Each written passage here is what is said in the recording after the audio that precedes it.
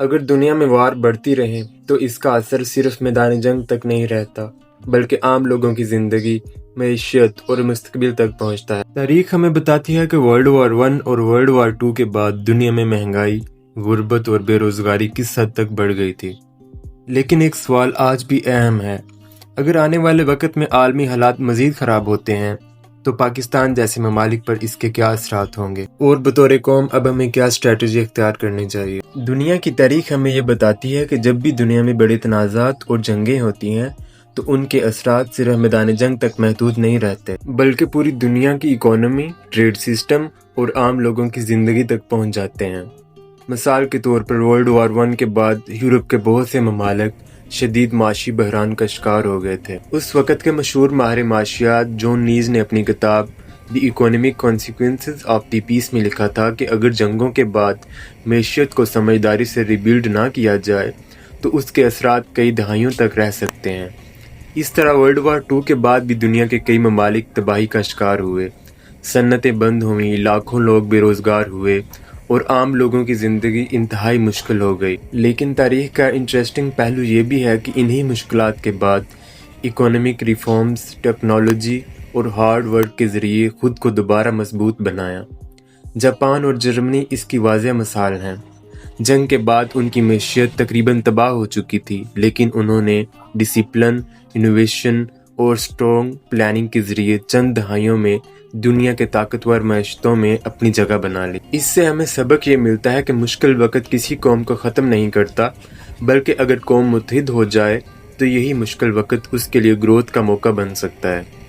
اب اگر ہم آج کے حالات کو دیکھیں تو دنیا کے مختلف علاقوں میں کشیدگی اور جنگی صورتحال کی وجہ سے عالمی مارکیٹ میں ٹریڈ روٹس، آئل پرائسز اور سپلائی چینز متاثر ہو رہی ہیں۔ جب عالمی سطح پر تیل مہنگا ہوتا ہے تو اس کا اثر تقریباً ہر ملک کی معیشت پر پڑتا ہے۔ پاکستان جیسے ممالک میں اس کا اثر سب سے پہلے پیٹرول، ڈیزل، ٹرانسپورٹ اور بجلی کے بلوں میں نظر آتا ہے۔ جب ایندھن مہنگا ہوتا ہے تو اس کے ساتھ ساتھ خوراک، اشیاء ضروریہ اور روزمرہ کی چیزیں بھی مہنگی ہو جاتی ہیں۔ یہی وجہ ہے کہ عام لوگ مہنگائی، بے روزگاری اور مالی دباؤ جیسے مسائل کا سامنا کرتے ہیں۔ ایسے حالات میں صرف حکومتوں پر ڈیپینڈ کرنا کافی نہیں ہوتا، بلکہ ایک قوم کو خود بھی اسمارٹ اسٹریٹجی اپنانا پڑتی ہے۔ سب سے پہلے ہمیں اپنی فنانشل ڈسپلن بہتر بنانی ہوگی، غیر ضروری اخراجات کم کرنے ہوں گے اور فیوچر کے لیے بچت کو عادت بنانا ہوگا۔ اس کے ساتھ ساتھ ہمیں تعلیم، سکلز اور ٹیکنالوجی پر زیادہ توجہ دینی ہوگی، کیونکہ آج کے دور میں وہی لوگ آگے بڑھتے ہیں جن کے پاس بہتر نالج اور سکلز ہوتی ہیں۔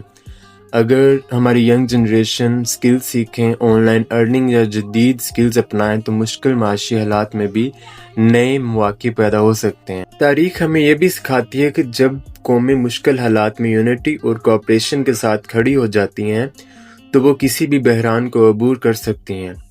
ہمیں ایک دوسرے کا سہارا بننا ہوگا، معاشرے میں مثبت سوچ کو فروغ دینا ہوگا اور یہ سمجھنا ہوگا کہ مشکل وقت ہمیشہ مستقل نہیں رہتا۔